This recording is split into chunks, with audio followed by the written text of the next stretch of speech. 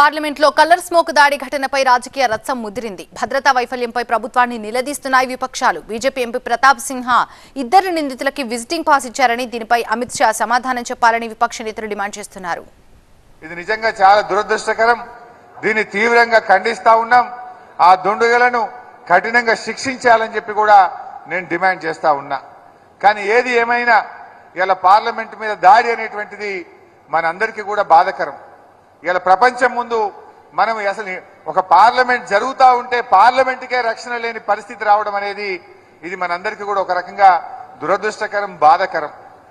ఇవాళ అదృష్టం ఏంటంటే ఏ ఎంపీలకు ఎవరికి కూడా ఏం కాలేదు, అందరు కూడా సేఫ్ గా ఉన్నారు. ఆ భగవంతుని దయ వల్ల అందరు కూడా సురక్షితంగా బయటపడ్డారు. చాలా సంతోషం.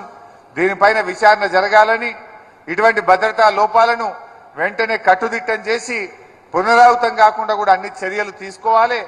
ఇలా మాటలు ఘనంగా ఉండడం కాదు, చేతలు కూడా ఘనంగా ఉండాలని చెప్పి కూడా నేను ఈ సందర్భంగా కేంద్ర ప్రభుత్వాన్ని డిమాండ్ చేస్తూ ఈ యొక్క దాడిని తీవ్రంగా ఖండిస్తూ అదే 2-3 డెస్క్లను 2-3 బెంచీలను కూడా దాటుకుంటూ వాడు పరిగెత్తడం జరిగింది. అదే బెంచీల పైన నేను ఆపోజిట్లో ఉన్నాను కాబట్టి నేను అదే బెంచీల పైన కూడా రావడం జరిగింది. అంత లోపలనే ఇంకా ఒకరిద్దరు ఎంపీలు కూడా అలర్ట్ అయ్యి పట్టుకోవడం జరిగింది.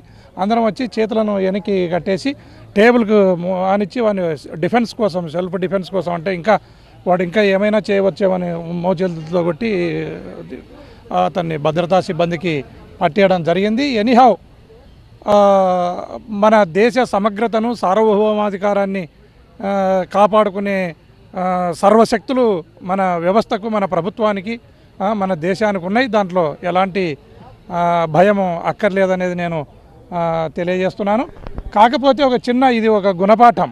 దీన్ని చూసి మనము రేపు ఉత్తరోత్తర ఇంకా స్ట్రెంగ్తెన్ చేయవలసిన అవసరం, వ్యవస్థను ఇంకా పార్లమెంటులో ఇంకా భద్రతను ఇంకా స్ట్రెంగ్తెన్ చేయవలసిన అవసరం ఉందని నేను భావిస్తున్నాను. ఇంతకుముందు ఏంటంటే గన్స్ తీసుకొని ఇచ్చేయాల్సిన అవసరం ఉంది. అట్లా కాకుండా ఇవాళ ఏంటంటే కెమికల్ వెపన్స్ చాలా వచ్చినాయి. ఇవాళ కనుక అదే కనుక తీసుకొని దూకినట్టయితే ఇవాళ అసలు పార్లమెంట్ చాలా ఇదిగా ఉండేది.